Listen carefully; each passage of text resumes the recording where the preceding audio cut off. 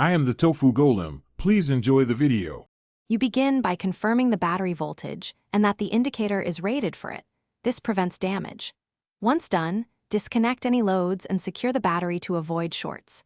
Make sure to attach the indicator ground to the battery negative first, because a solid reference prevents false readings. Use insulated tools and a multimeter to verify polarity before the next step. Keep movements deliberate and steady. Rushing here risks reversed wiring or sparks. Now you wire power and sensing. Connect the indicator positive to the correct 12V source, switched or constant, as the manual specifies. This controls when the indicator is live.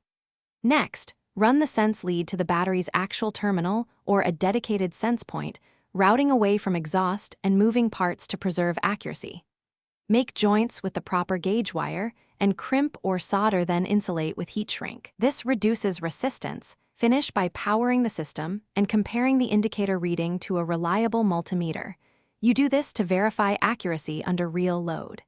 If the indicator supports calibration or an offset, adjust it until it matches the meter with an acceptable tolerance. Once matched, secure all wires and fasten strain reliefs so vibrations won't loosen connections. If readings are still off, check grounding continuity and confirm the sense wire is on the correct terminal. Many errors come from a swapped ground or